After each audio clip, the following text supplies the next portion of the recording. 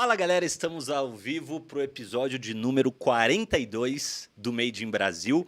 Hoje a gente vai falar sobre dinheiro, hoje a gente vai falar sobre decisões e comportamentos ruins, né, que fazem você se enrolar financeiramente e também o que você pode fazer para melhorar a sua condição financeira e, enfim, até aumentar, né, o seu padrão de vida eventualmente. A gente vai falar um pouco também da parte emocional que atrapalha aí suas finanças, às vezes alguma coisa relacionada à sua criação, a crenças, enfim.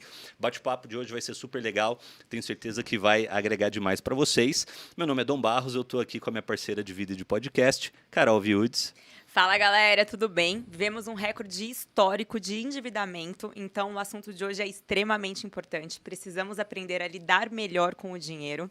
E quero deixar um recado para vocês se inscreverem aqui no canal. Toda vez que vocês ativam o sino, vocês passam a receber gratuitamente os conteúdos que são semanais, com muito aprendizado. Afinal, o propósito do Made in Brasil é trazer pessoas comuns com resultados incomuns para dividir com vocês esses ensinamentos. Legal. E para ter esse bate-papo aqui com a gente hoje, eu vou apresentar nosso convidado. Ele é conhecido como Papai Financeiro. Ele é mestre pela FGV de São Paulo, né, onde estudou 400 famílias endividadas e buscou entender as origens comportamentais e emocionais do desequilíbrio financeiro.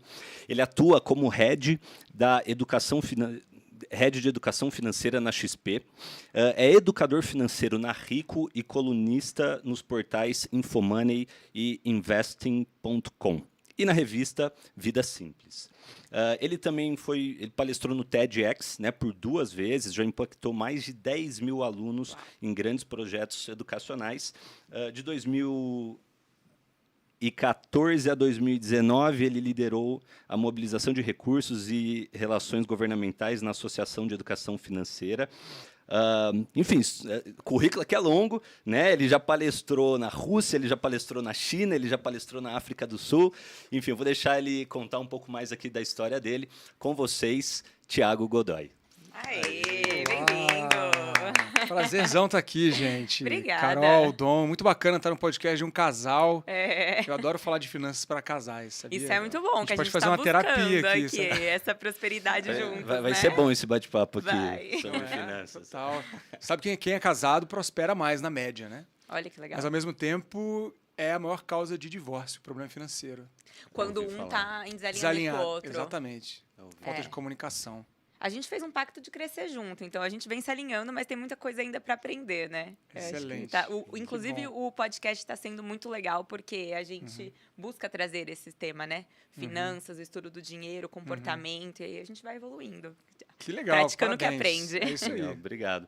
Total. Thiago, e para a gente começar, conta só um pouquinho para a gente hoje do teu trabalho, o que você faz.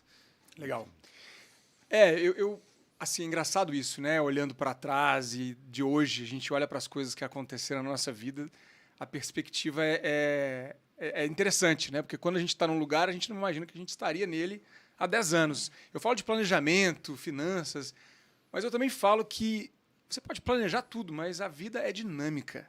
Você não sabe o que vai acontecer. Então, eu estou hoje, na verdade, há 10 anos trabalhando com educação financeira. Passei pela Estratégia Nacional de Educação Financeira, que é o maior projeto que o Brasil já desenvolveu em educação financeira. Na verdade, o maior projeto em escolas feito no mundo foi feito aqui no Brasil, pouca gente sabe disso. Caramba. Pela Estratégia Nacional de Educação Financeira, a gente fez um piloto com 20 mil alunos e 2 mil professores em 5 estados brasileiros e Distrito Federal. Analisamos o impacto, medimos resultados e funciona super bem. Funciona não só na aprendizagem do aluno, quanto também no comportamento dele. Bom, posso falar mais disso também. Passei por esse projeto muito grande e há 4 anos eu estou no Grupo XP, né, dentro da Estratégia de Educação Financeira. Lancei meu livro agora, Emoções Financeiras, que já é best-seller, primeiro lugar geral da Publish News. Uau. E 4º na Veja, que a gente vai falar bastante hoje aqui. Perfeito. Mas eu não trabalhava no mercado financeiro. Há 10 anos foi quando eu conheci a educação financeira. Eu trabalhava antes com educação.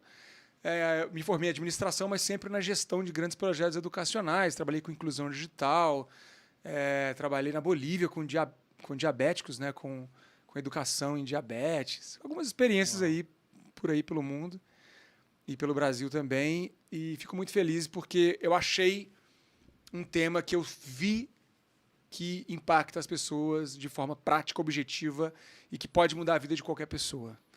Eu descobri isso lá quando eu estudei esses projetos, avaliei impacto junto com o Banco Mundial nas escolas, avaliei impacto com mulheres de baixa renda. A gente fez um grande projeto com mulheres de baixíssima renda e fez diferença na vida delas, com aposentados.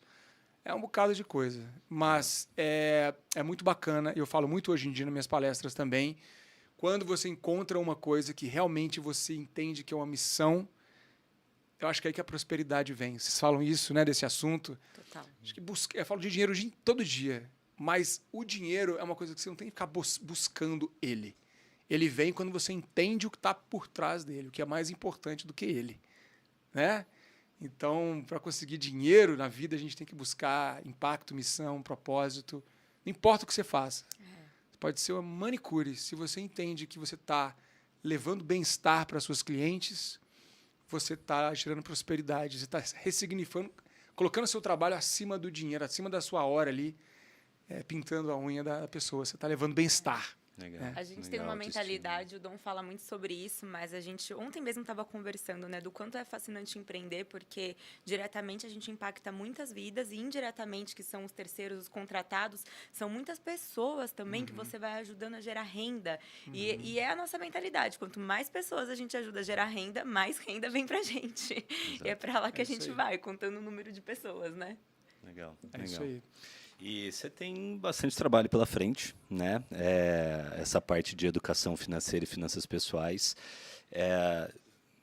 Sinceramente, não sei o quanto disso é Brasil, o quanto é mundo, mas aqui no Brasil é um negócio deficiente, né? E os números mostram, Carol comentou, pelo que eu vi, 80% das famílias brasileiras estão endividadas. Isso não é algo novo, né? Hoje está 80%, né? Já foi 60%, mas assim, nunca foi bom. Está acima de 70% já há muito tempo.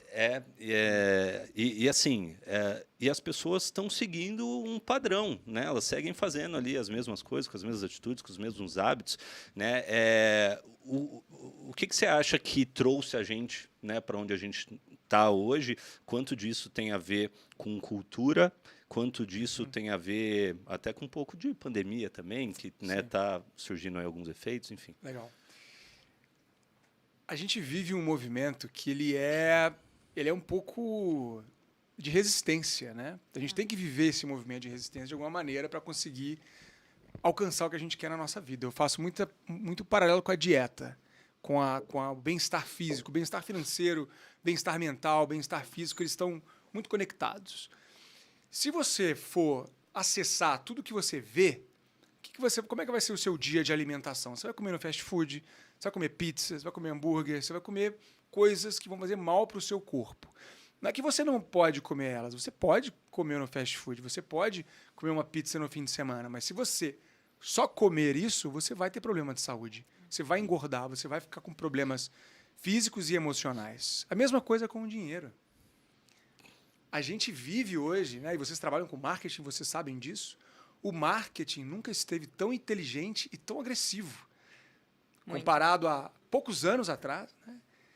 A diferença que hoje é o marketing em acesso, em inteligência, em dados, é absurdo. Se a pessoa, o indivíduo, não entende isso, se ela não se compreende, não se conhece e não direciona a vida financeira dela para o que importa, ela vai viver gastando o dinheiro dela com coisas que não são importantes para ela.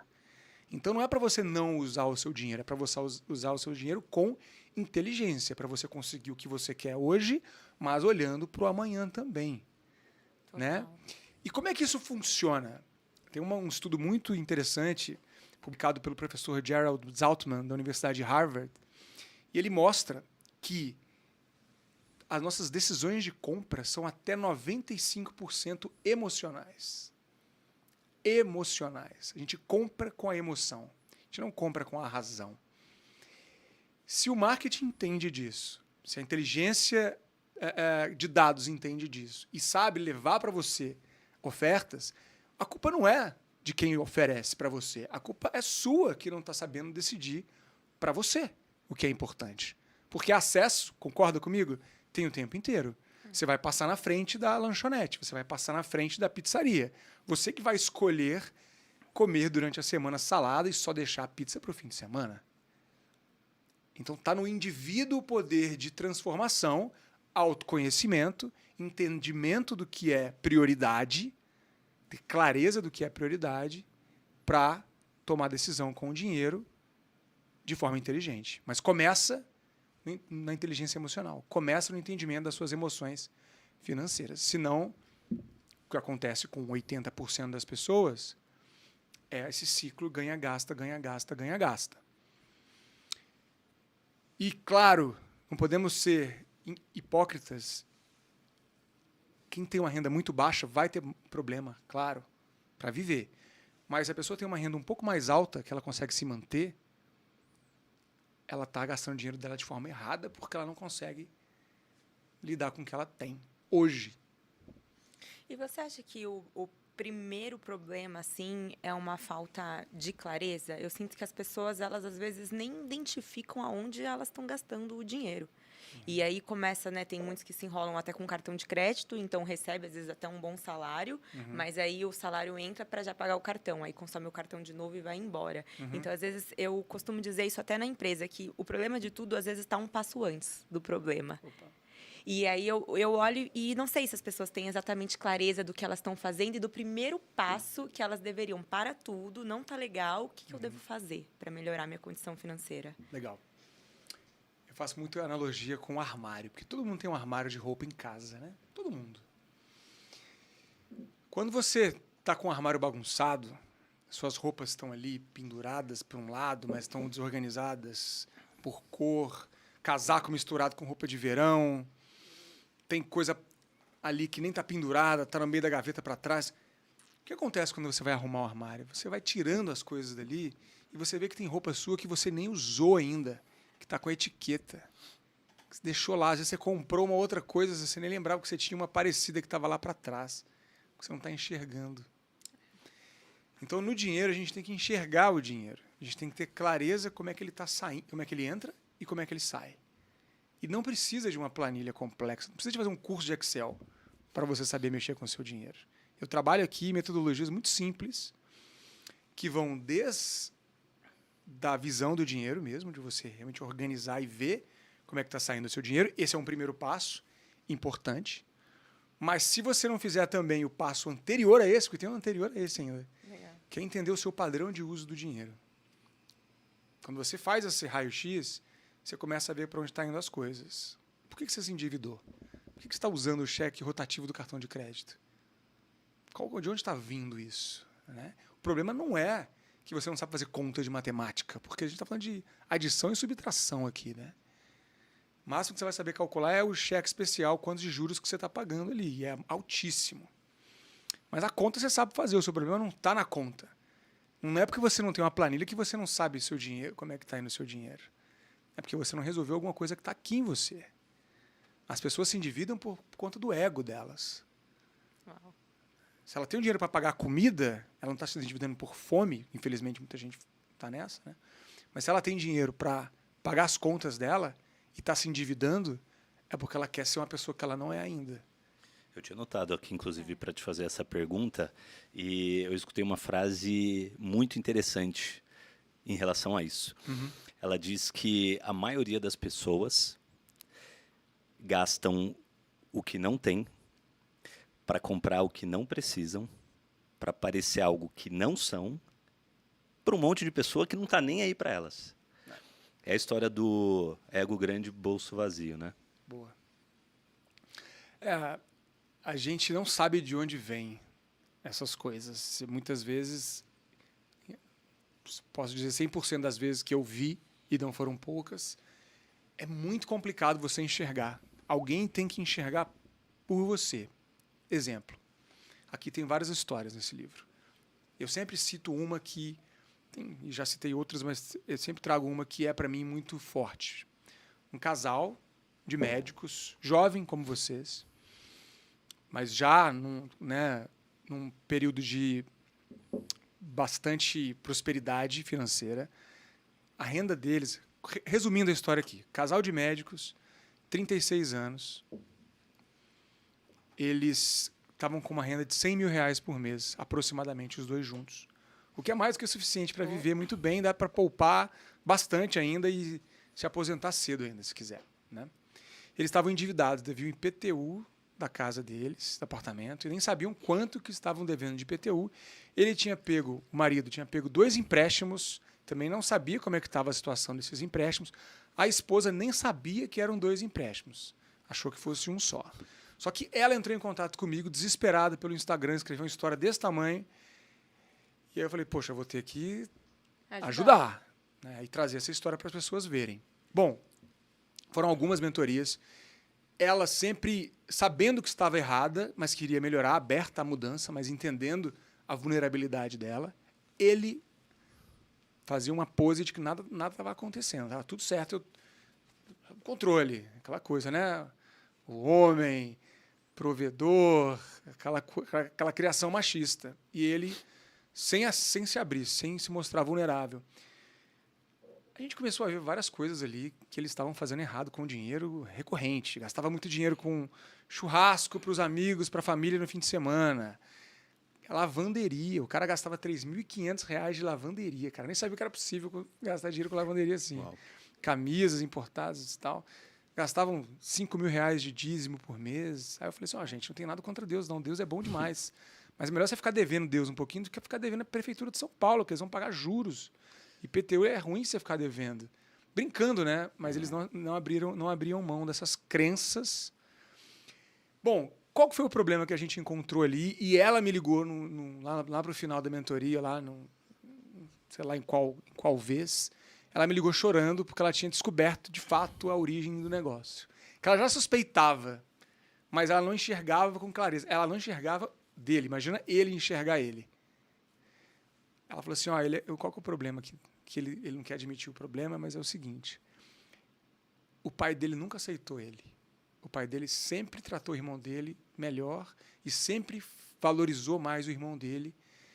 Então ele tem uma necessidade, sempre teve, e estou vendo que só piora, uma necessidade muito grande de mostrar para o pai dele que ele é bem-sucedido. Então ele não vai abrir mão do churrasco de carne de boi japonês, servir, né? Do carro, do não sei o quê, para mostrar que ele, tô bem pra caramba. Tá devendo, tá com empréstimo, pagando juros, devendo IPTU e não abre mão. Por quê? Porque o problema dele é que ele não consegue simplesmente perdoar o pai dele. E aí ele usa disso para realmente assim mostrar, né? Ele precisa estar bem, precisa estar consumindo. Até se a gente puder entrar um pouco mais sobre casais, achei muito legal. Eu fiquei curiosa ali no início quando você falou. Tem muitos casais que prosperam juntos, a gente está nessa missão. Legal. E você comentou que tem muitos casais que terminam a relação por estarem num desalinhamento em relação ao dinheiro. O que muda, assim, depois de tantos anos vendo, treinando e ajudando pessoas, o que muda na mentalidade para um casal prosperar junto e para um casal que se endivida e até termina o relacionamento? Excelente pergunta. A maior causa de divórcio é por problema financeiro. Isso é uma pesquisa que foi feita no Reino Unido. E o problema financeiro, presta bem claro isso, o problema financeiro não está no quanto dinheiro você tem. Porque tem casais que têm renda baixa e conseguem conquistar as coisas, certo? Conseguem comprar casa própria, conseguem ter um carrinho, conseguem pagar a faculdade do filho. Né? Então não está no quanto, está no como. E o uso do dinheiro é o como. Quando o casal está comprometido, vocês têm um alinhamento de propósito, certo? Tem objetivos em comum e tem objetivos individuais. Quero ter isso.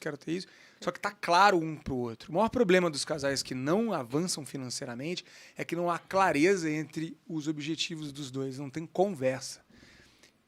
Muitas vezes é alguém que recebe a renda maior e oprime a outra pessoa, deixando ela ser dependente dele. Então, aqui, falando português bem claro, no nosso Brasil ainda patriarcalista e machista, tem muito cara que eu vejo, muito homem, que controla a mulher dele com dinheiro. E ele acha que porque ele tem o dinheiro, ele vai impor a ela como é que funcionam as coisas. Mas existe uma economia invisível, que é a economia do cuidado, que, para além de qualquer outra coisa, é uma grande injustiça que esse cara está fazendo com a mulher dele, com a esposa dele, porque quanto que custa cuidar de um filho, cuidar de uma casa? E a maioria desses caras nunca parou um dia e ficou por conta dos filhos, de arrumar a casa, de lavar tudo, porque se ele ficar, ele não troca. Ele Ele prefere não troca. trabalhar mais 2 horas. Ele tenho fica certeza, mais por dia. 12 3, horas 4. por dia trabalhando, mas ele não faz isso. E ele não valoriza o que a mulher dele está fazendo.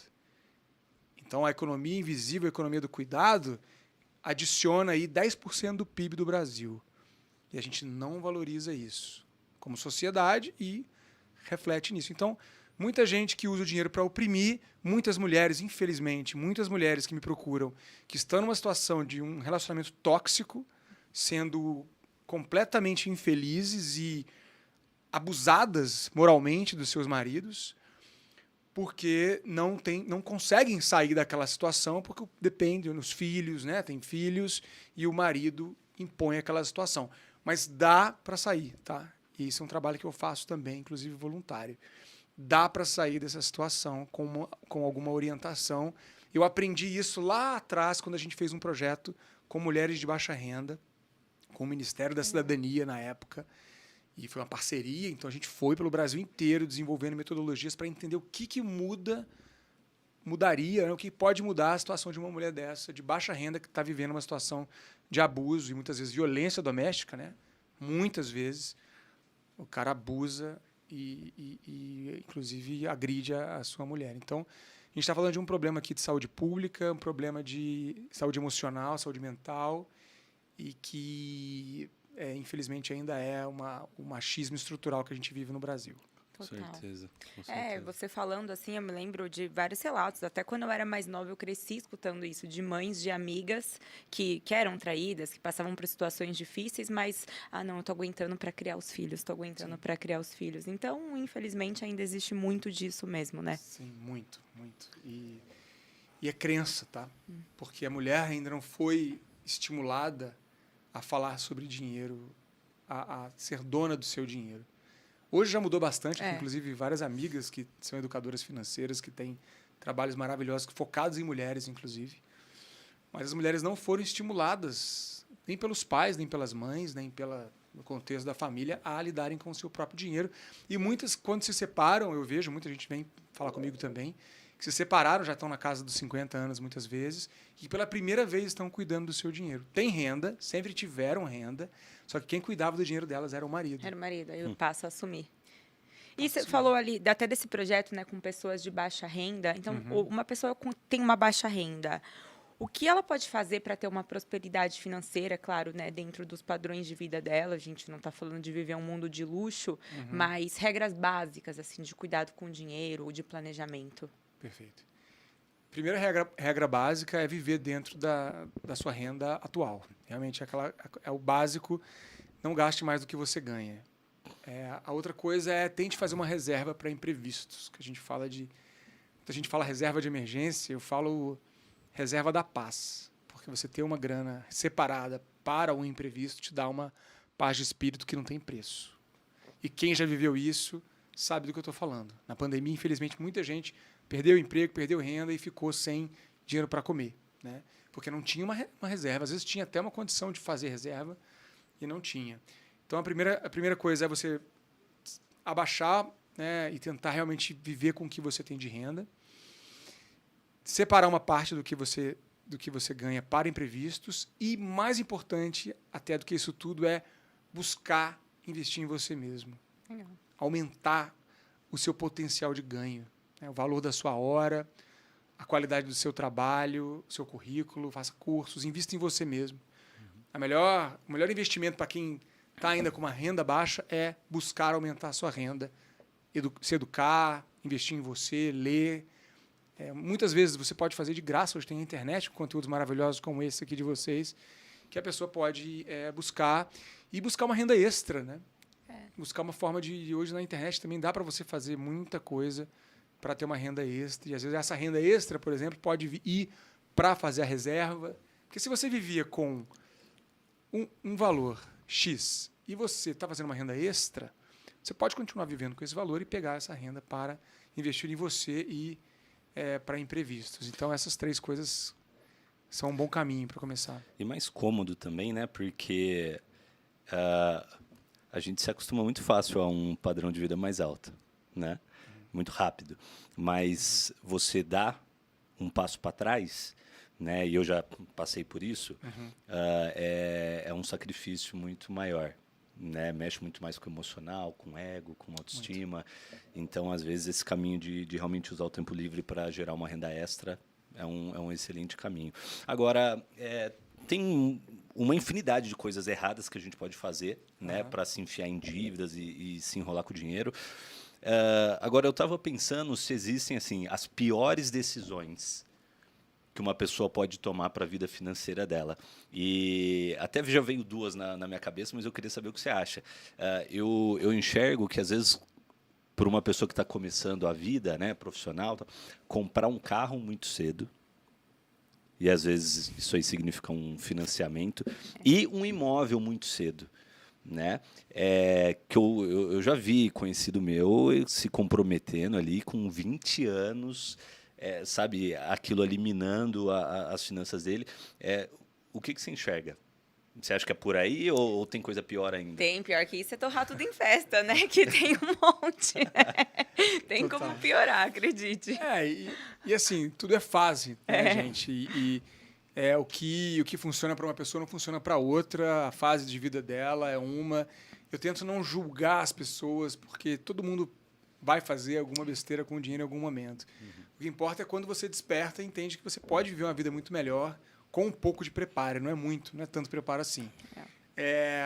Sem dúvida, e está dentro das crenças isso, né? Eu trago muito isso aqui.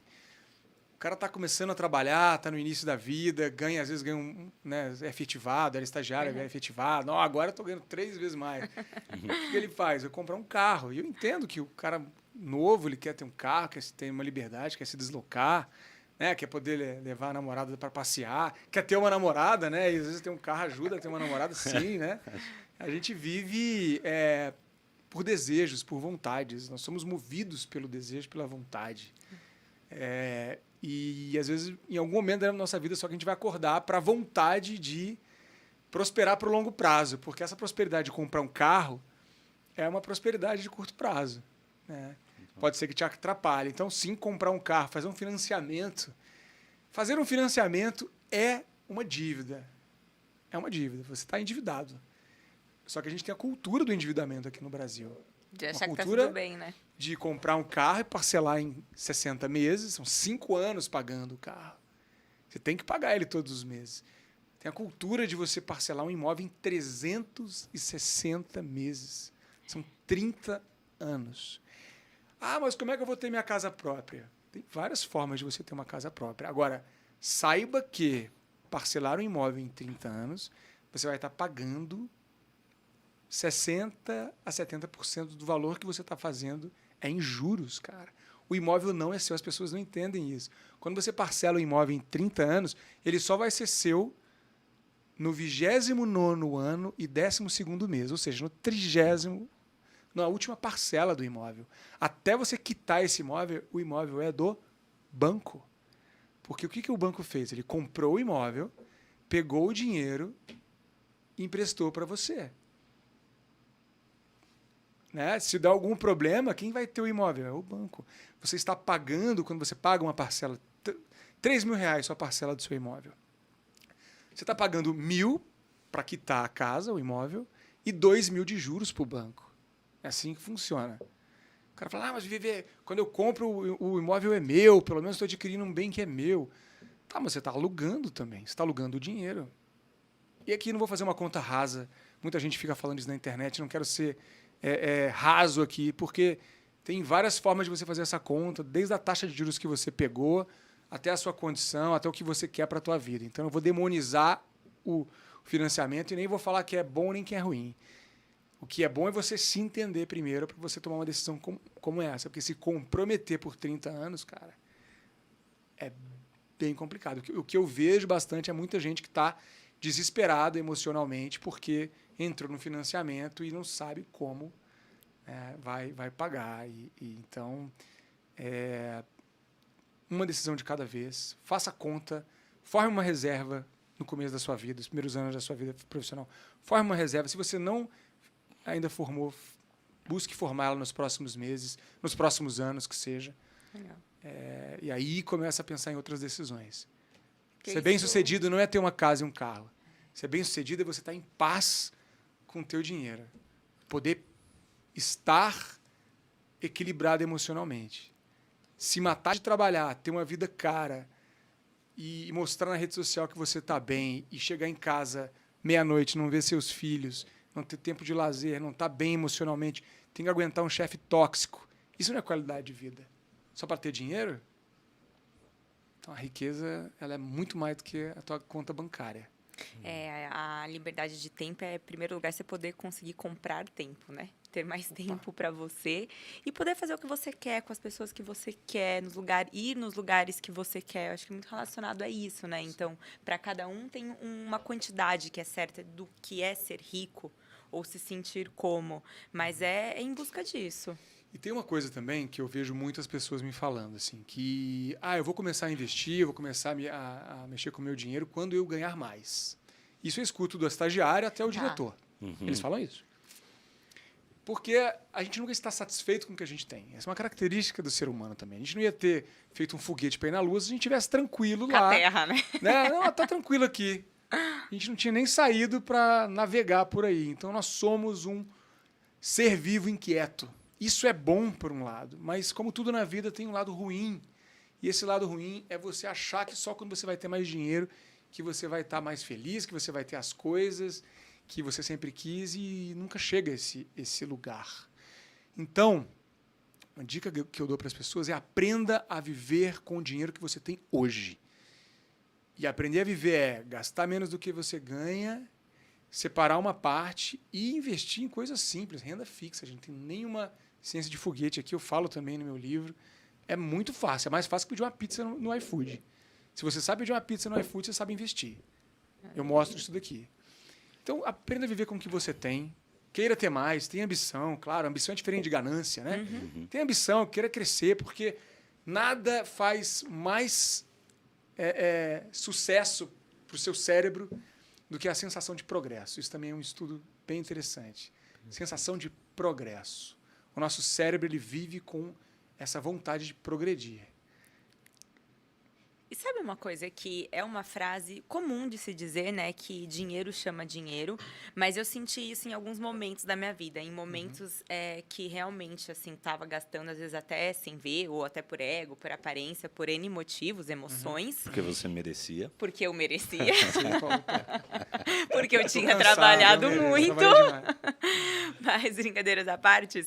Mas quando você começa realmente assim a guardar dinheiro, eu acho que você vai ficando assim repensando 3, 4 vezes se você quer comprar alguma coisa mesmo. E a história do dinheiro chama dinheiro é muito real. E você vê esse progresso de o dinheiro aumentando na conta.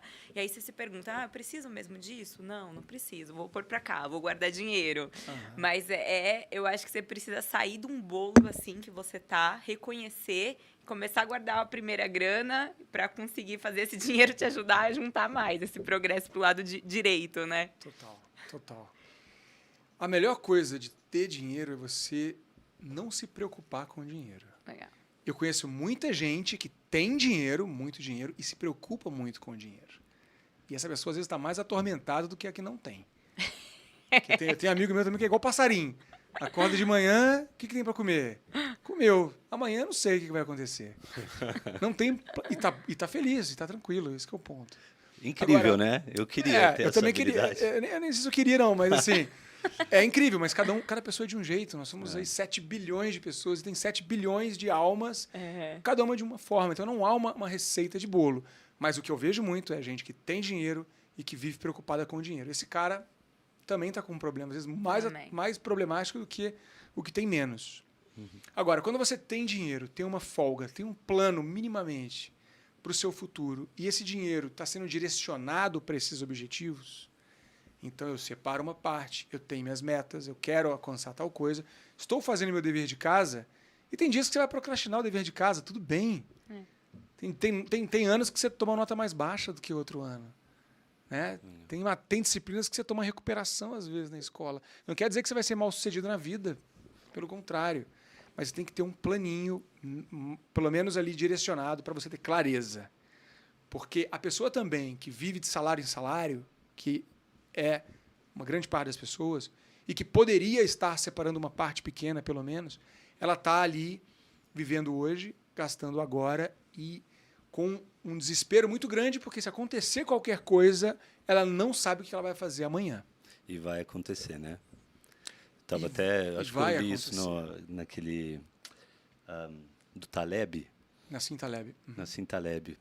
E assim, ele comenta isso que em algum você tem que estar preparado, você tem que ter essa reserva, você tem que guardar não para comprar um carro, para fazer você tem que guardar por guardar, porque em algum momento vai acontecer algum imprevisto, né? E se você não está preparado, vai acontecer um imprevisto e vai te custar muito mais caro do que você preparar. Porque o preço dos juros que você vai pegar de um empréstimo ou se desfazer de uma coisa que você demorou muito tempo a conquistar, sem dúvida, 100% das vezes vai ser mais caro do que você se preparar. Porque é a dinâmica do mercado. Você pegar dinheiro emprestado é mais caro do que você colocar dinheiro para render. O que você vai receber de rentabilidade é menos do que quanto você vai pagar de juros. Se você vender um carro ou uma casa na pressa, tenho certeza que o corretor de imóveis vai farejar a tua pressa e vai te pagar mais barato no teu imóvel. Você vai perder dinheiro se você precisar se desfazer de um bem. E Thiago, bom, imagina que a gente tem aí 80% das famílias endividadas, mas que elas se organizaram, começaram a gastar menos do que ganham, trabalharam para construir uma nova fonte de renda, para ganhar mais do que ganham, venderam algumas coisas que não precisavam, né, para organizar essas dívidas, e agora elas estão se perguntando, tá, agora comecei a guardar algum dinheiro, qual que é o momento para eu poder subir o meu padrão de vida? Né? Porque, poxa, legal, comecei a ganhar mais, tenho que segurar meu padrão para poder fazer um caixa, para poder fazer minha reserva de emergência, meu colchão financeiro. Agora, quando que eu posso começar a me dar luxos, né, que eu não tinha antes? Legal. Percentualmente, quanto que eu tenho que estar ganhando, quanto que eu posso gastar? Boa. Ótimo. E eu faço isso de uma forma muito simples, tá? Quando você ia para a escola, ia lá, passava a manhã na escola e voltava para casa. O professor te dava um dever de casa, não dava? Tem a criança que fazia o dever de casa logo depois do almoço e ficava com a tarde inteira livre para brincar. E tinha a criança que enrolava o dia todo. não fazia o dever de casa e não brincava. Porque ela procrastinava o dever de casa dela. Seja a criança que faz o dever de casa depois do almoço e fica com a tarde inteira para brincar. Como é que é isso com o dinheiro? Separa quanto você conseguir, mas pelo menos 10%. Se você está ganhando mais, poxa, separa 20%. Se você está ganhando muito mais, separa 30%, 40%. E quando você receber o teu dinheiro, paga as tuas contas, que você não vai se endividar, pega esses 20%, 30%, 40% que você determinar, investe, aí o que ficou aqui é teu para gastar à vontade. Torra esse dinheiro, mas torra com o que você quiser. Mas você já fez o dever de casa. Oh, delícia. Ai, que delícia. A gente aprende assim, toda vez que falar de dinheiro, você tem que falar o quê? Ai, que delícia. Verdade. Faz o Pix feliz, entendeu? Gasta com o que você quiser. Mas você já fez o dever de casa, já está ali no teu plano. Você não tem... Não espere, porque se você fizer o contrário, você vai pagar suas contas, vai ficar ali fazendo o que você quer com o teu dinheiro. Ah, não sobrou esse mês para investir. Nossa, eu queria separar 20%, não sobrou nada. Porque é assim que vai acontecer. Porque você está fazendo igual a criança que não fez o dever de casa depois da escola. Você para antes, garante o teu futuro, e aí você parou de... Não tem problema nenhum. Sobrou R$1.000 na conta. Cara, torra os R$1.000 feliz. Eu já tô fazendo as contas aqui, ó. 40%. Isso. Torra, cara. E é bom que traz até um sentimento assim, você tá seguindo o caminho de guardar, né, do futuro, mas também da recompensa. A gente vive de recompensa, né? Essa coisa de dinheiro, o dinheiro foi feito para gastar, gente. Para gastar. A questão é que você não pode gastar tudo que você tem, senão você vai se cavar um buraco. Você tem que gastar à vontade depois que você fizer o dever de casa. Perfeito. E você tem que gastar com o seu futuro.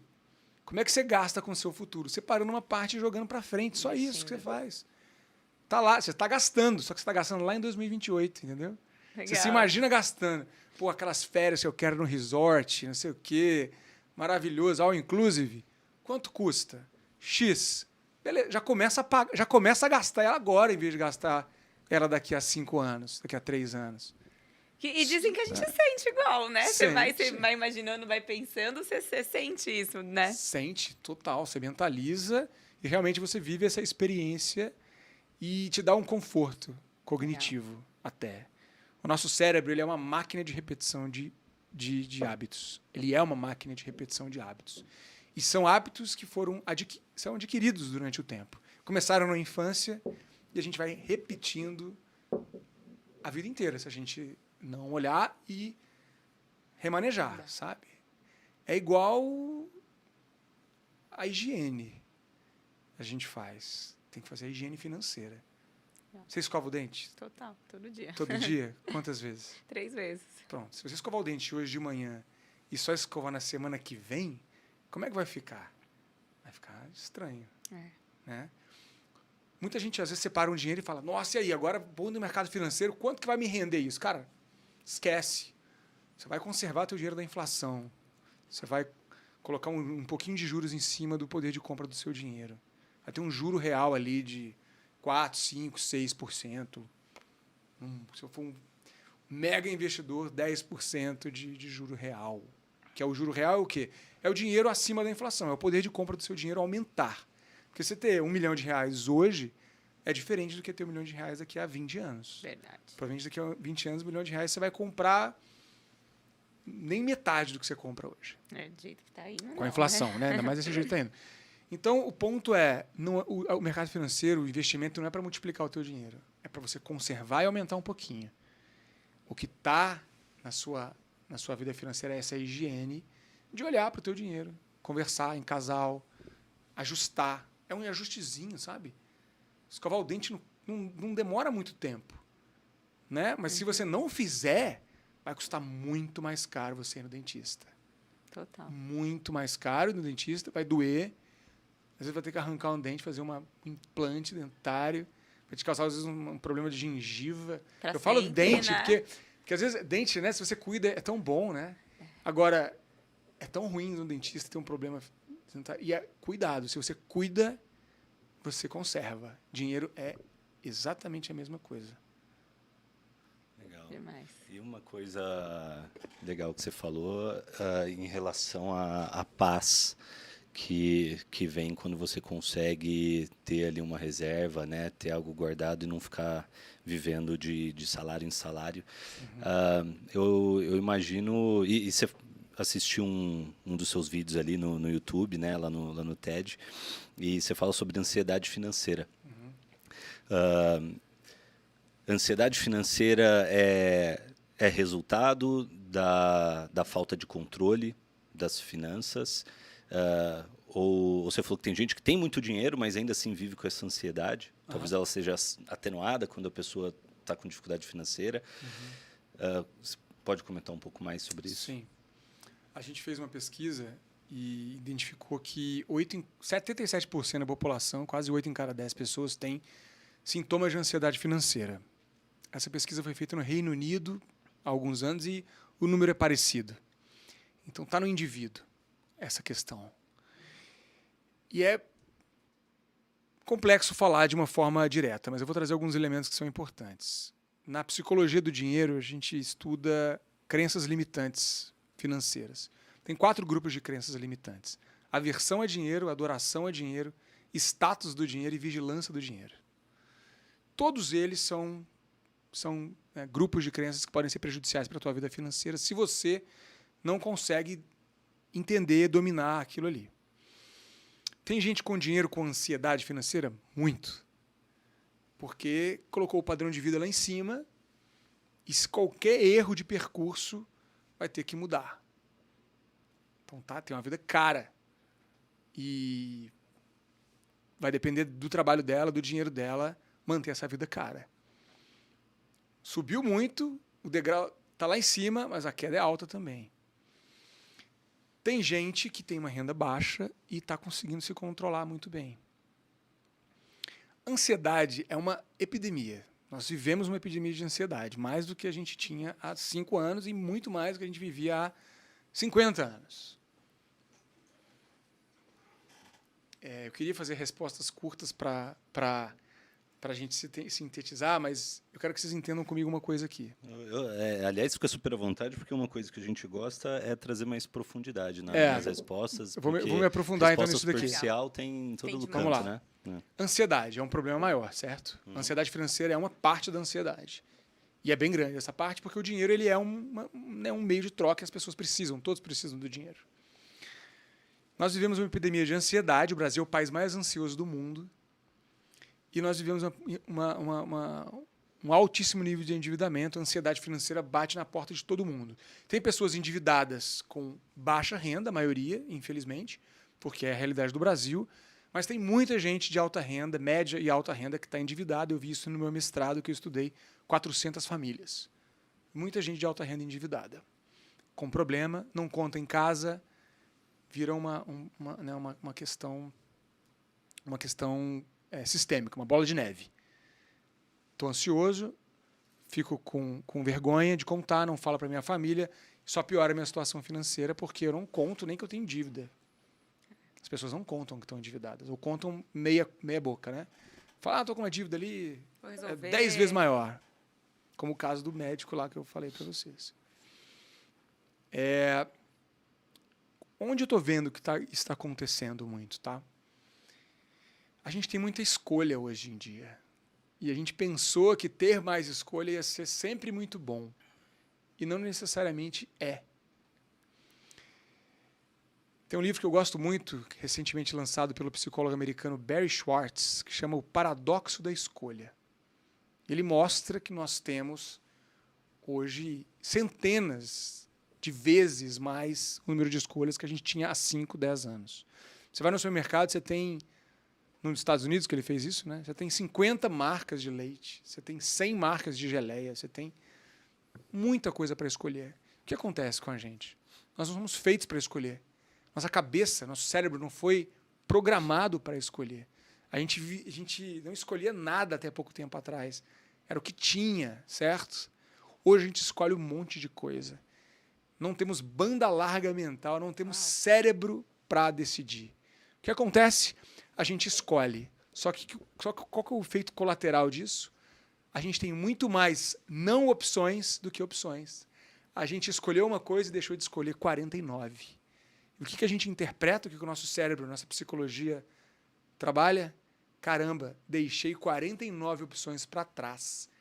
Na prática, a sensação da escolha hoje do ser humano, ela é pior.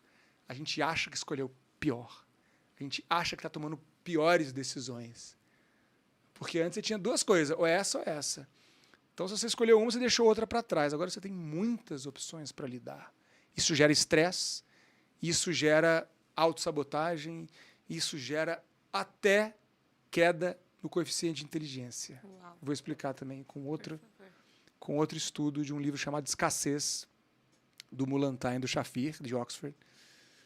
E eles mostraram o seguinte: nós temos um tanto de banda larga mental, certo? Eles usam essa palavra que eu gosto, essa expressão que eu gosto muito.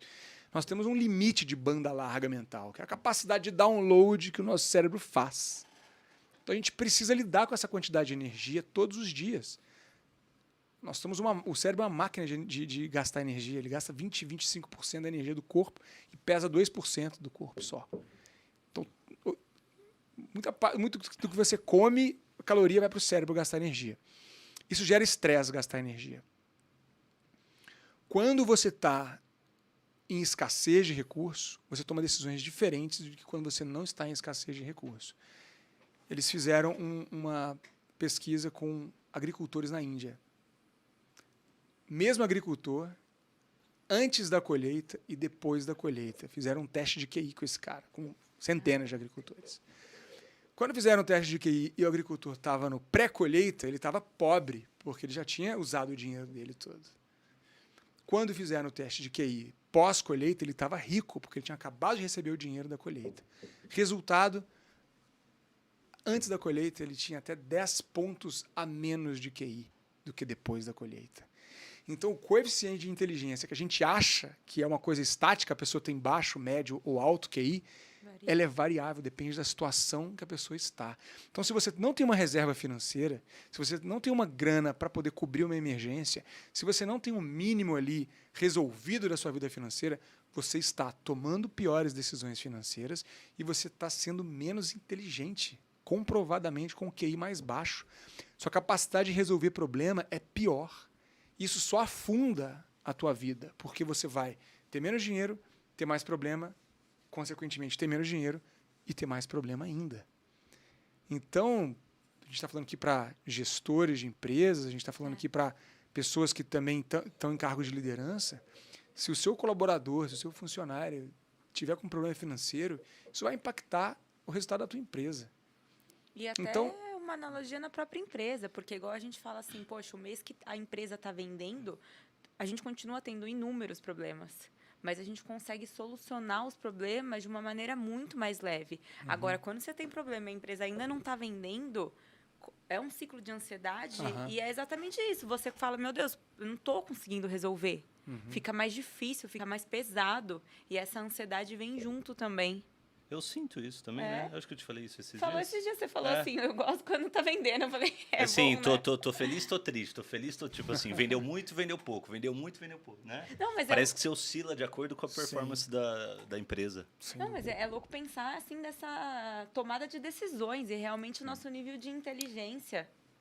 Tomar decisão de curto prazo, quando você está em escassez financeira, você toma decisão de curto prazo. Você tem que resolver o problema agora. E isso te faz ter menos condições de analisar qual que é o aspecto, qual que é o longo prazo, o cenário. Se você toma decisão de curto prazo o tempo inteiro, você não tem espaço para planejar nada, para estratégia nenhuma na tua vida, nem individual nem empresarial. Então, formar esse caixa, formar essa reserva e viver entendendo que tem meses que vão estar melhores e piores, tanto vendendo ou na tua vida mesmo, como um todo, no aspecto individual, tem épocas que você vai estar mais vulnerável, vai estar menos produtivo e etc., por várias razões. Brigou em casa, na família, o filho foi mal na escola, sei lá, tem tanta coisa que pode acontecer que a gente tem que tentar trabalhar para ir colocando esses colchões na nossa vida. O dinheiro é um bom colchão. Que quando está com uma graninha resolvida, a grana está resolvida, pelo menos uma parte, os outros problemas dão uma suavizada. Quando a grana não está resolvida, parece que tudo dobra de peso, sabe? A gravidade da Lua e a gravidade de Júpiter.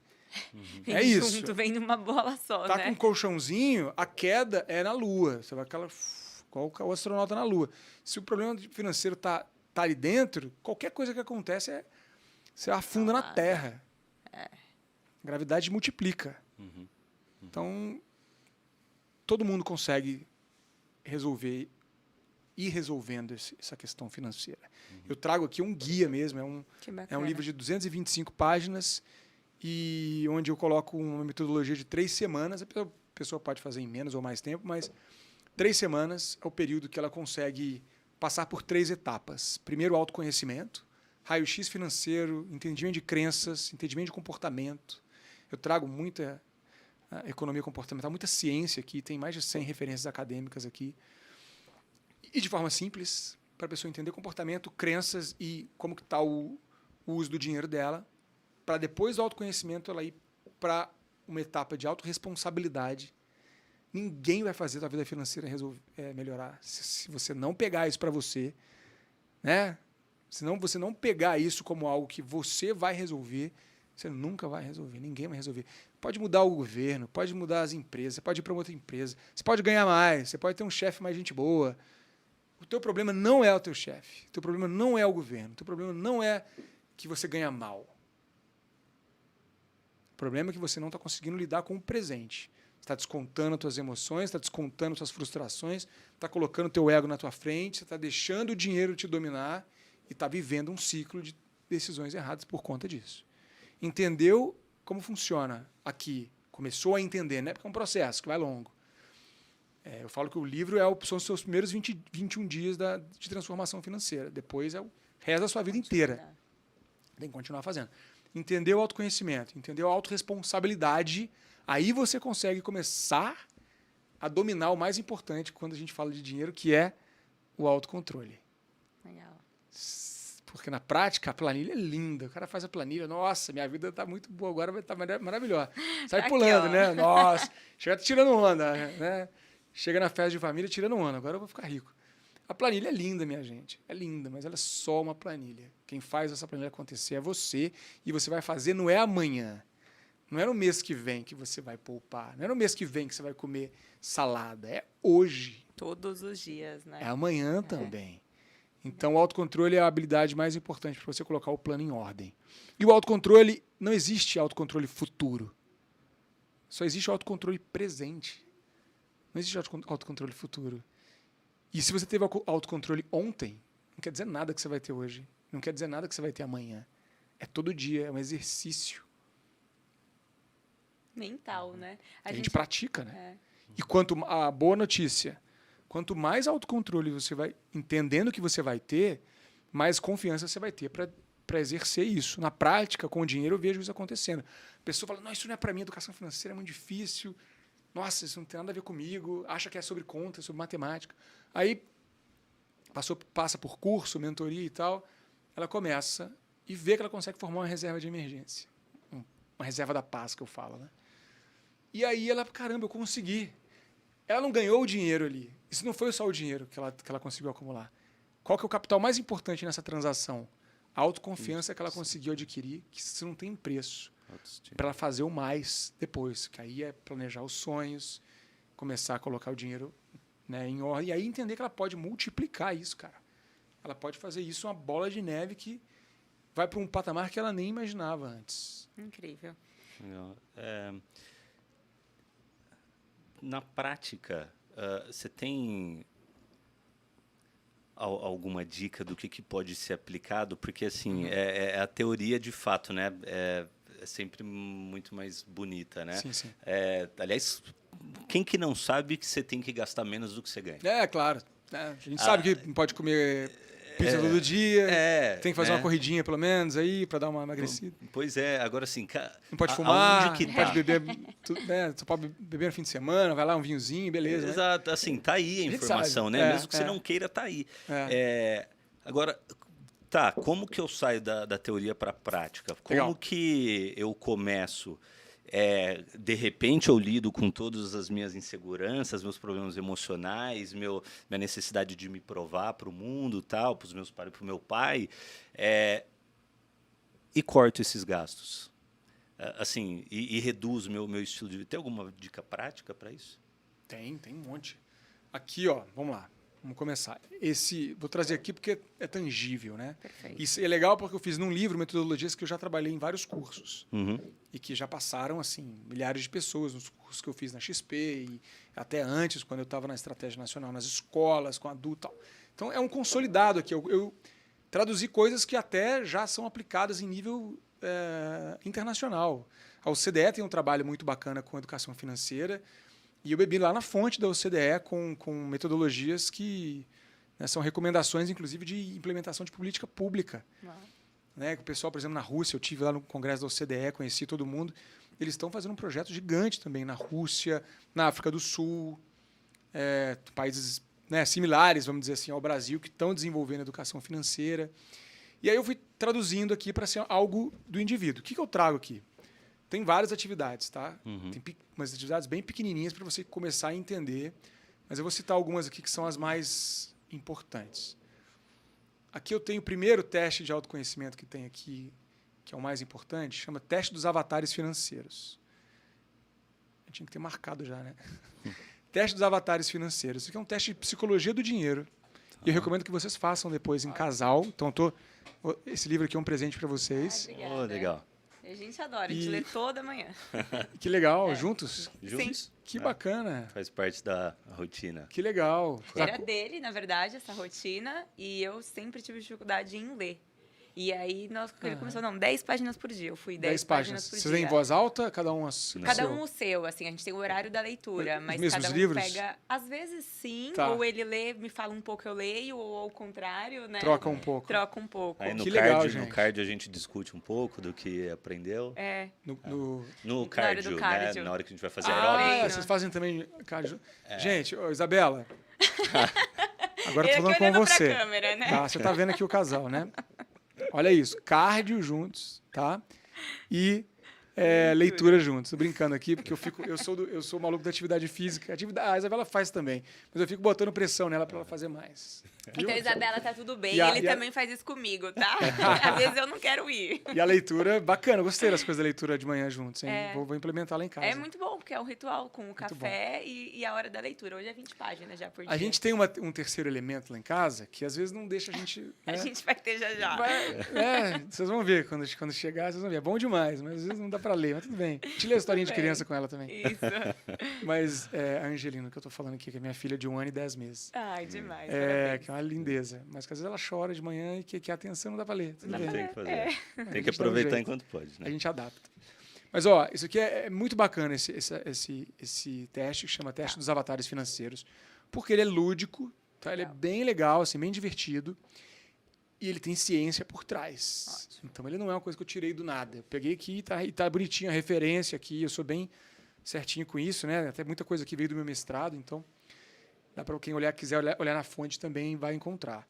E eu recomendo que vocês façam juntos, que são realmente afirmações, são frases, e você vai colocar aqui se você concorda totalmente, se você concorda parcialmente, se você nem concorda nem discorda, se você discorda parcialmente ou se você discorda totalmente. E parece coisas assim, né? Às vezes coisas bem simples, mas quando você para pensar, você fala, cara, eu nunca parei para pensar nisso. Por exemplo, mais dinheiro vai me fazer mais feliz? Tem gente que concorda totalmente, tem gente que não concorda totalmente. Né? Será que você... pessoas ricas não têm motivos para serem infelizes? Quando você começa a ver aqui as perguntas e para pensar, você começa a entender um pouco de como você enxerga. Aqui são várias perguntas, são grupos de crenças diferentes.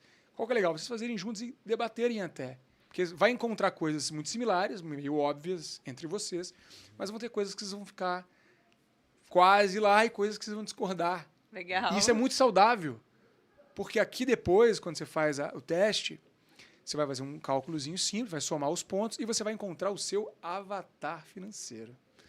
E você pode ser uma águia, você pode ser um gato, cachorro, ovelha, urso ou coruja. Tô curiosa. Quero fazer. Cada avatar tem uma descrição aqui do seu perfil. E às vezes vai ter alguns pontos também que vão estar em outro avatar. Você vai ter um avatar principal, um avatar secundário. E aí o que é legal? Vocês verem se... É difícil o avatar ser igual, tá? Tá. Os avatares, a maioria dos casos é diferente. Mas é muito bom para vocês entenderem um ao outro. E aí depois aqui você tem aqui, ó, quais características... Você leu aqui o seu avatar. Você fala assim, pô, qual característica aqui que eu identifiquei comigo e que mais me agrada? Quais, né? Na verdade, quais características? Você vai escrever aqui. Isso aqui eu gosto, que eu sou assim. Isso aqui eu gosto, isso aqui eu gosto. Quais que eu não gosto e gostaria de mudar? Olha, ferramenta simples e objetiva. Tem 3 coisas que você colocar aqui. Pô, acho que eu estou errando isso daqui, não poderia ser assim. Já começa seu plano aqui. Porque você muda primeiro na característica, na crença e no comportamento. E aí você, cara, beleza, lembra que você falou que você ia mudar nisso? Lembra que você falou que você ia mudar nisso? Você colocou esse compromisso? Lembra que você falou que você ia fazer atividade física todo dia? É por aí. Aí começa no teste dos avatares. Passou, tem outras atividades simples. Aí a gente vai para uma outra atividade muito bacana, que eu já testei com mais de 10 mil alunos, que chama Metodologia das Caixas e das Torneiras, que é para você organizar o teu dinheiro hoje, para depois você organizar o seu dinheiro lá na frente. Tem aqui no final o plano de virada de chave, Incrível. que é a terceira mais importante atividade aqui, o plano da frente. E a caixa, o que eu guardo e torneira para abrir? 4 ou não? caixas. Caixa do trabalho, tua renda. Tá. Caixa da emergência.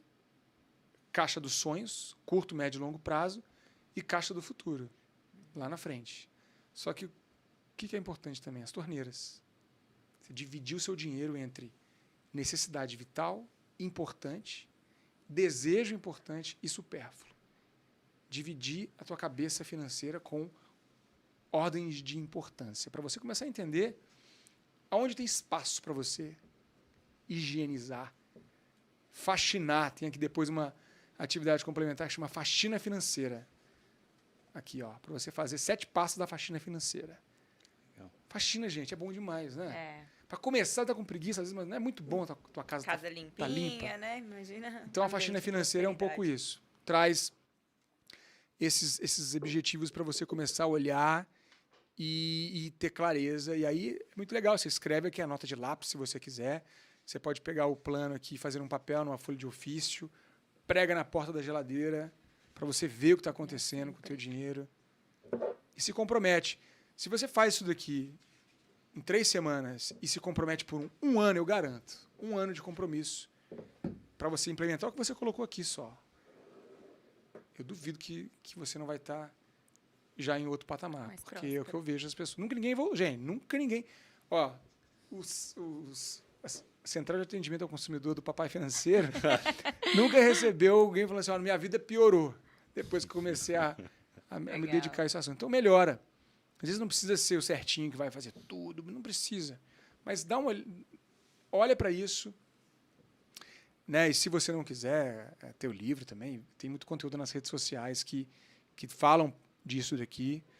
Mas a base é essa: entenda seu emocional, começa a observar isso, começa a entender padrão, aqui ajuda muito para você já enxergar, e a partir daqui começa a direcionar o dinheiro. Porque a inteligência emocional é a habilidade mais importante que a gente tem que construir na nossa vida. Isso eu vejo cada vez mais, cara, minha filha, que é pequenininha, né?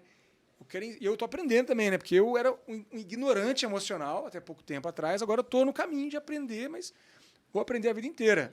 Mas eu quero passar para minha filha, para ela já ser expert em inteligência emocional. Que inteligência emocional é você entender as suas emoções. Quais são as emoções? A gente não sabe nem dar nome às emoções. Eu trago aqui também uma referência, uma atividade também, de um livro muito interessante que fala justamente disso, cara. Você vê que eu fico empolgado, né? Mas porque isso daqui, para mim, foi uma descoberta, cara, de vida. Eu estou aprendendo muito. É o livro Permissão para Sentir, do Mark Brackett. E ele mostra aqui, olha, mais de 100 emoções, cara. E tem mais do que isso, tá? Aqui é só uma matriz facinho para você enxergar. A gente nem sabe dar nome nas emoções. A gente não tem nem vocabulário emocional. Se você não tem vocabulário emocional, como é que você vai saber o que você está sentindo? Igual você vai falar inglês, se você não sabe vocabulário, você não consegue expressar o que você quer. Então, nós não sabemos individualmente o que a gente está sentindo. Você acha que está irritado, mas você não está. Você está frustrado, porque aconteceu alguma coisa que deixou você frustrado, e aí essa frustração te fez gritar com a sua esposa, com o seu marido, te fez comer aquele brigadeiro, te fez gastar teu dinheiro naquela blusinha que você não precisava. Olha só, o comportamento é só sintoma, a origem não está aqui. Gastar, eu quero parar de gastar. Cara, se você não tratar a emoção, você não vai parar de gastar. Como é que você vai parar de gastar? Se você tratar por trás disso, a origem do que está acontecendo. Por isso que tudo é emocional. Entender, dar nome a isso, vocabulário emocional, dar nome para isso, de onde está vindo e por que você está sentindo aquilo. Inteligência emocional não é você entender a empatia. Como é que você vai ter empatia se você não sabe nem o que está acontecendo com você? Primeiro em você. É a máscara do oxigênio. Coloca primeiro em você para depois você entender o outro.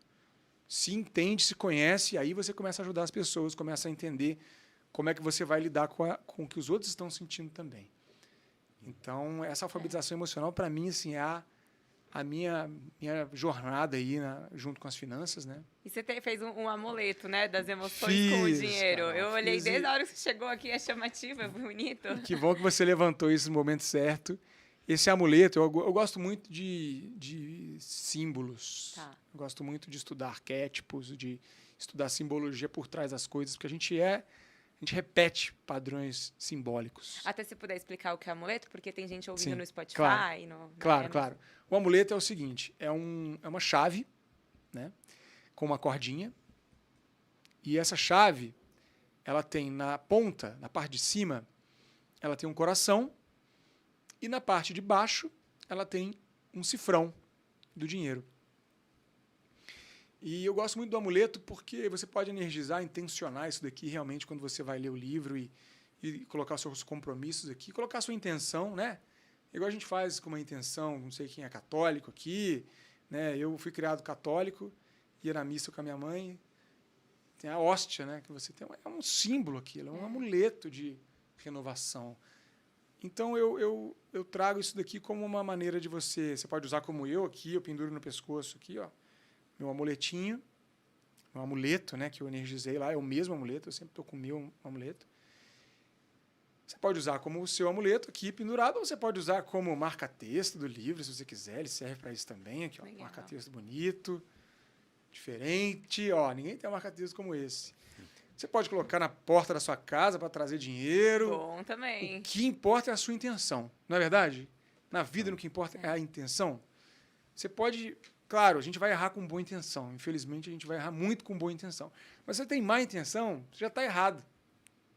Então, começa na boa intenção. E eu quero presentear vocês com um amuleto aqui, com a minha boa intenção para vocês, né, que estão no caminho da prosperidade. Muito obrigada, aqui amém. também, Vou colocar aqui. para o Dom. Com a boa intenção, para vocês poderem seguir aí, né, na leitura. Pode ler os livros de vocês. Amém. Esse livro aqui você pode ler também, né, segurando ele assim, ó, como se fosse rezando, né? Vamos rezar o texto aqui, do ó, pra dinheiro. Vem, controlar prosperidade, as emoções, vem. vem dinheiro, ai, que delícia. Eu usei muito japamala na minha vida. Japamala, sabe? Que é aquele colar indiano, bonitinho. Financeiro. Também é como se fosse um terço, né? Que você, Legal. pessoa, às vezes, reza com um terço. Longe de mim, né, gente? Está aqui comparando alguma coisa com religião e tal. Cada um tem sua crença. Mas é o que eu falei, assim, a energia e a intenção positiva que nos leva realmente para a prosperidade. Então, Amém. o livro também, vou escrever Muito aqui uma obrigada. dedicatória. Tem uma pergunta, Thiago, que a gente gosta também sempre de trazer aqui, para finalizar mesmo o podcast Claro. e te agradecer. A gente tem o propósito de trazer pessoas comuns que construíram e constroem resultados incomuns, mas a gente sabe que essas pessoas elas têm características e habilidades que a tornaram, né, diferentes, a fizeram sair da média. O que o Thiago tem como característica ou habilidade que fez sair da média? Legal, boa pergunta. Eu acho que eu sempre fui... olha, vou responder de uma forma... Vou dar a volta para responder. Eu acho que tem várias coisas, né? E é interessante isso, que semana que vem eu vou voltar na escola que eu estudei a vida inteira, lá em Minas, e vou fazer uma palestra, 2 palestras, uma para adultos à noite, que lá virou uma faculdade também, é uma gigante a escola, e uma escola de ponta, inclusive eu falo no meu livro isso até, porque meus pais pagaram a escola, mas eles não tinham grana, assim, né? Então meus amigos tinham muita grana. E eu vou voltar na escola para fazer uma palestra para adultos e para a molecada, para os alunos. E eu falo assim, cara, eu vou falar isso com a galera, assim, eu não era o melhor aluno da escola, longe disso. Da sala, muito longe disso. Tava ali, não ia mal, não, eu ia legal, mas eu era bagunceiro, eu falava muito. Eu passei no vestibular na Federal, consegui me resolver ali, mas era longe de ser um excelente aluno. Tá. Tinha minhas habilidades, e eu acho que, né, várias coisas que eu fiz que são normais e qualquer pessoa faria. Acho que o que eu acredito que me ajuda... Você vê que eu enrolei para poder pensar, né? O que acredito que me ajuda é que, cara, eu busco essa verdade, sabe? Eu busco me aprimorar como pessoa para realmente entender o que está no meu processo de desenvolvimento que vai ajudar uma outra pessoa a se desenvolver. Acho que isso é uma coisa mais profunda. Uma coisa mais prática e objetiva é que eu me coloco o desafio antes de eu saber que eu vou conseguir.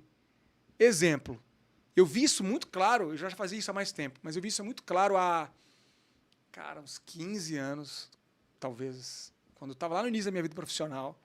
E eu estava trabalhando num projeto grande lá de inclusão digital, ensino de tecnologia. E o meu chefe lá, meu diretor, chegou lá na nossa sala e falou assim, ó, gente, é o seguinte, semana que vem eu tinha que ir para a China fazer uma palestra lá desse projeto que a gente tem com a HP e tal, vocês sabem disso. Só que aconteceu um problema lá da família dele, ele não ia conseguir, ele contou lá a história. Coisa pessoal. Eu falei, quem quer ir para a China lá para resolver? Aí deu oportunidade para uma colega nossa, que é inglesa, que trabalhava no time. Eu falei assim, ó, você fala inglês fluente, é nativa, a prioridade seria sua, porque o congresso é todo em inglês. E ela acho que deu uma titubeada lá, porque ela, não sei, era um projeto importante, né? E a gente era meio júnior ali ainda, sei lá, tinha seus 20 e poucos anos, né? Cara, ele olhou para mim e falou assim, Thiago, porque eu já fui professor de inglês. Primeira profissão, uma das primeiras profissões que eu tive foi ser professor de inglês. Então, sempre fui muito bom no inglês. Ô, Thiago, eu sei que você é bom no inglês, você gostaria de ir? Eu nem pensei, cara. Eu só falei assim, eu quero. Depois eu suei frio. Até chegar lá, eu suei frio. Eu falei, cara, eu vou ser demitido, porque isso aqui é muito importante, é muito dado, muita coisa. Eu não domino isso daqui, é muito sênior para mim. Comecei a pensar, né? Síndrome de impostor, sabotagem, né? Eu falei sim, porque eu queria ir lá apresentar, eu queria ir pra China, cara, entendeu? Eu dei mole, eu vou ser demitido. Resultado, eu estudei o negócio pra caramba, me preparei pra caramba. Cheguei lá na frente, cara, a galera, eu falei ali meia dúzia de coisa, apresentei os dados, mostrei o slide, gaguejei um pouquinho, eu tinha pouca experiência, errei algumas coisas no inglês, tudo bem, mas o cara falou assim, pô, bacana a sua apresentação, valeu, projeto bacana, parabéns. Eu falei, cara, foi muito mais fácil do que eu pensava. Ah, que legal. Muito mais fácil do que eu pensava. Então, hoje, desde essa época, eu já fazia isso antes, mas desde essa época eu tenho muita clareza de que, cara, coloca, né, como falo assim, dá o passo que Deus dá o chão, assim, sabe? Eu acho que vai, cara, vai, acredita. E, assim, exemplo, cara, quem escreveu o prefácio do meu livro? Abílio Diniz. Uau. Há alguns anos, eu nem imaginava que eu ia conhecer o Abílio Diniz pessoalmente. Quanto mais ele ser o prefaciante do meu livro. Eu conheci o Abílio, a gente fez um curso, uma parceria XP Plenai sobre longevidade financeira.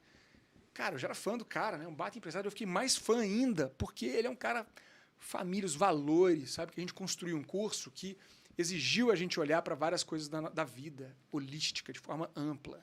E eu comecei a conhecer ele de perto, e a esposa dele, a Geise, né? E o trabalho que eles fazem na Plenai, que é uma plataforma maravilhosa sobre longevidade. E eu virei fã e eu comecei a entender que o valor é muito mais importante do que o preço, né? Os valores, pô, você conhece o Abílio, pô, um mega empresário, né? Forbes, cara, tudo isso. Mas o que está ali por trás é determinação, é valor, é coragem, é família, é um monte de coisa. O cara se fez sozinho, realmente. Ele tirou a padaria do pai dele e construiu um império, né? E ele conta isso. Bom, resumindo também uma coisa que conecta com isso,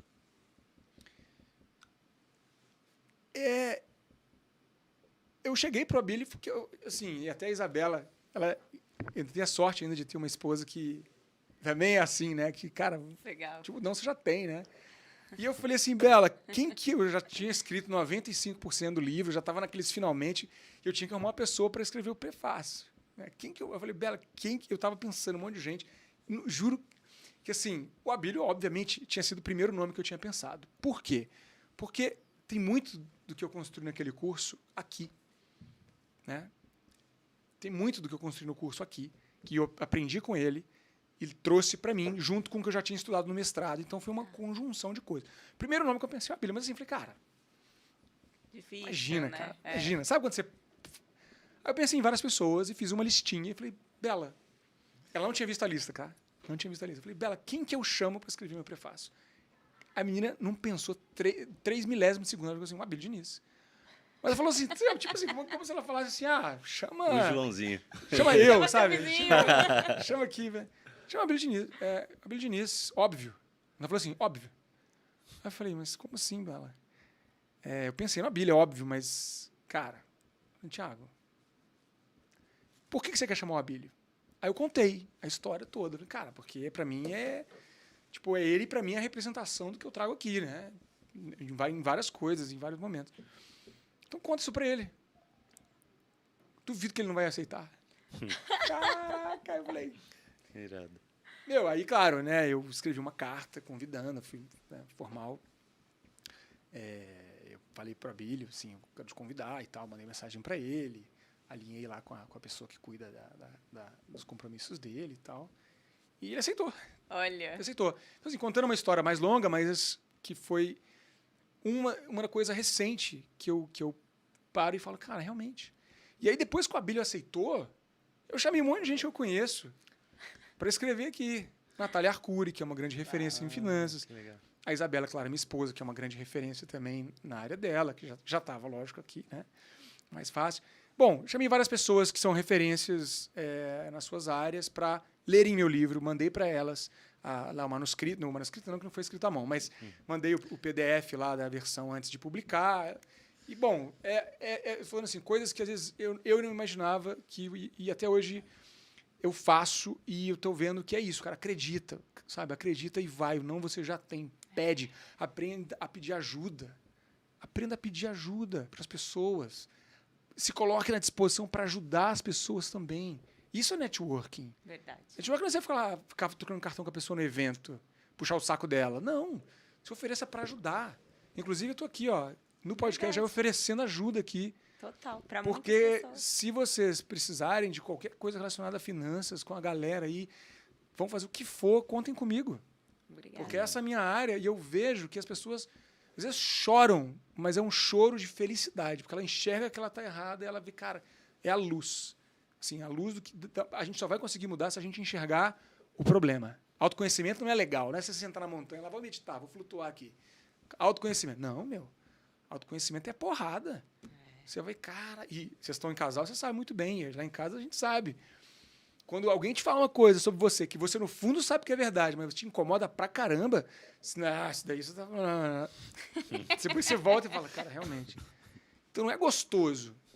Não é? Não é assim? E os problemas, às vezes, os problemas acontecem nos casais porque, às vezes, uma pessoa não dá o braço a torcer, né?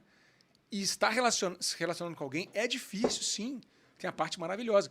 Mas é difícil, sim, porque é alguém que está te enxergando todo dia, vendo seus defeitos, vendo seus desafios e te colocando na tua cara. Ver as coisas boas também, tem que ver e tem que valorizar. Mas tem um lado, né? É muito mais fácil ficar sozinho, gente. É óbvio, se só você convive com você mesmo, só você está vendo a tua parte editada e acreditando que aquilo ali que é você. Então, é por aí. Acho que ter humildade, olhar onde você está errando, buscar melhorar. Eu acho que humildade é a primeira coisa, porque aí você começa a... E não é uma falsa humildade, é uma real humildade. Porque também tá em enxergar o que você é bom e falar, cara, eu sou bom nisso daqui, eu faço isso aqui bem. Né? E se coloca para o mundo, não tem vergonha. Isso é importante cara, também. Cada vez que eu vou num podcast, assim, que eu coloquei um livro, cara, eu tô me expondo aqui, né? Tem um monte de coisa aqui que eu acredito maravilhosa, mas estou me colocando para jogo.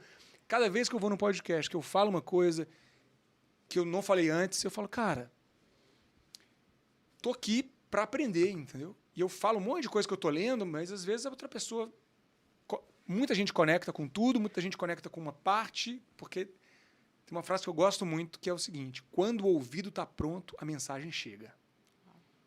Quando o ouvido está pronto, a mensagem chega. Então, treinar o ouvido para capturar as coisas e aprender e se colocar para ajudar as pessoas, sabe? Eu sou voluntário no INSPER, num projeto maravilhoso que eles têm lá. Bom, não vou ficar falando aqui, mas assim, eu faço voluntariado porque eu acredito que, sabe, isso retorna pra gente, cara. Muito. Não espera fazer um trabalho.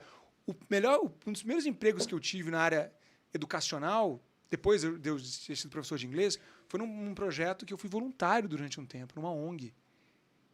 Sem esperar dinheiro. Eu não queria ter dinheiro. Aí me chamaram para uma coisa, foi crescendo. Então, às vezes você está com dúvida, eu não sei o que eu quero. Cara, seja voluntário num negócio, cara. Vai lá, vai ser voluntário 1 hora por semana. Não vai custar nada para você. Às vezes você vai descobrir um caminho, um propósito, alguma coisa que vai te transformar. Então, acho que é por aí, sabe? Se abrir, acreditar, treine a cara de pau é treinável. Né? Quanto mais você... Cara, o que o outro vai achar? Quem que é o outro? Tá pagando tua conta? Não tá. Não, né? Então, cara, fala o que você acredita. Que vai ter gente que vai entender. E pronto, acabou. O resto é trabalhar e Correr segue a atrás. vida, cara. E, Thiago, para quem quiser comprar seu livro, onde pode encontrar? Suas redes sociais também, deixar pra galera. Legal. Minhas redes sociais, Papai Financeiro, Instagram, LinkedIn. Tô começando no TikTok aí, tô aprendendo, mas... A gente também, né? Lá, né? Papai Financeiro. Tem lá o link na minha bio para você comprar. Perfeito. Você pode comprar o livro com dedicatória e amuleto, que é o combo aqui que eu tô Tá. trazendo para vocês. Ou o livro tá nas livrarias físicas do Brasil inteiro. Né? É um livro super bem distribuído pela editora Gente, minha editora, uma das maiores do Brasil. Né? Ele tá best-seller, então já está na segunda edição, já vai sair a segunda edição. E na Amazon também, online, você compra, chega na Amazon, você compra pela Amazon. Então, tá em todos os lugares. Se quiser com amuleto e dedicatória, com nome nominal, Direto no meu no link Instagram. lá. Tá? E aí, inclusive, para quem está assistindo aqui, comprou o livro. Eu já ia falar aí pra galera. Tem aí um bônus? Então, vamos fazer o fazer um seguinte. bônus? Vamos fazer um bônus É. para quem tem quem está aqui assistindo, Quem tá assistindo. agora. É. E a gente vê o horário, a gente combina o horário certinho, Perfeito. mas vai ter um desconto de 10%. Show de Ótimo. bola. Tá? 10% para poder comprar. Presente pro Made in Brasil. Eu tô pensando como é que eu vou operar esses 10%. Será Talvez que a pessoa vamos pode fazer o mandar um código? Vamos fazer o seguinte. Vamos escolher, a pessoa escolhe, manda no direct para mim, tá? Perfeito. Ou 10%, ou você compra o livro com a chave e eu te mando 2 chaves. Para você fazer em casal. Ou para presentear quem que você quiser. Pronto, essa é mais fácil de eu fazer. Então pronto. Porque não tem que mudar link de nada. É o mesmo link, você compra lá, identifica que você assistiu o podcast aqui, eu te dou 2 chaves pelo preço de uma com o livro e a dedicatória. Demais. Porque aí você vai ter 2 amuletos para você gerar mais prosperidade ainda. Amém, amém. Obrigada, Thiago. Muito Imagina. bom te receber aqui. E, Prazer. galera, recebemos então. Espero que vocês tenham gostado demais. Nos ajudem a compartilhar mais esse vídeo. Com muito carinho, muito obrigada, Papai Financeiro. Aê.